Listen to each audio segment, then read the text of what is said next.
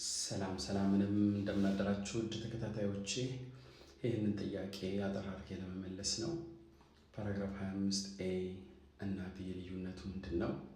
በዚህ ፓራግራፍ ላይ ሜይንሊ የተካተተው ምንድነው? በጀርመን ሀገር ሰው ጥገኝነት ከጠየቀ በኋላ አይቀበሉትም። ካልተቀበሉት በፍርድ ቤትም ሳይቀበሉት ቀርተው በኢንተግራሲዮን ወይም ሲስተም ውስጥ በመግባት ወይም በቆይታ የሚገኝ ወረቀት ነው።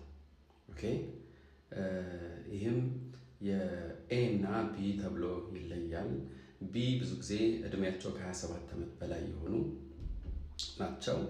ከ27 በታች የሆኑት ደግሞ ኤ ወይም ሚንደርያሪገ አንደር ኤጅ የሚባለው ከ18 በታች እና ከ27 እስከ 19 ያሉት ደግሞ ዩገንድ ወይም ወጣትነት ተብሎ የሚጠራው እድሜ ክልል ውስጥ ስላሉ ነው። በተፈጥሮ በሌላ ስም ሲታወቅ ምንድነው? ብላይበሬስትም ተብሎ ይታወቃል። ብላይበሬስት ማለት የመቆየት መብት ነው።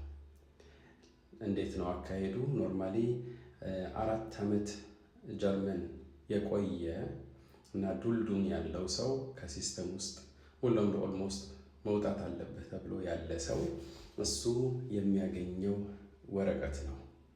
ኦኬ ኤ ደግሞ ያው እንግዲህ የቤተሰብ ይኖረዋል። ቤተሰብ ካለው ከቤተሰቡ ጋር በመሆን ነው። ስለዚህ 4 ዓመት የተጋባና ልጅ ያለው ብቻ ነው ከ4 ዓመት በኋላ ይህንን የመኖሪያ ፍቃድ ማመልከት ይችላል። ለሲንግሎች ደግሞ 6 ዓመት ነው። 6 ዓመት መቆየት አለባቸው እና ያው 6 ዓመት ከቆያችሁ በኋላ መስፈርቶቹ እኩል ናቸው። ይህ ብላይበሬስት ፓራግራፍ 25 ኤ እና ቢ ለማመልከት ቋንቋ ቢያንስ አይንስ መድረስ አለበት። መስራት መቻል አለበት። አንድ ሰው ማንነቱን መግለጽ አለበት። ፓስፖርት መምጣት መቻል አለበት። ሌበንስ ኢን ዶችላንድ ይሄ ፖለቲክስ መፈተን መቻል አለበት። እነዚህ ናቸው መሰረታዊ አበይት መስፈርቶች። ኦኬ መልካም ቀን። ቻው ቻው።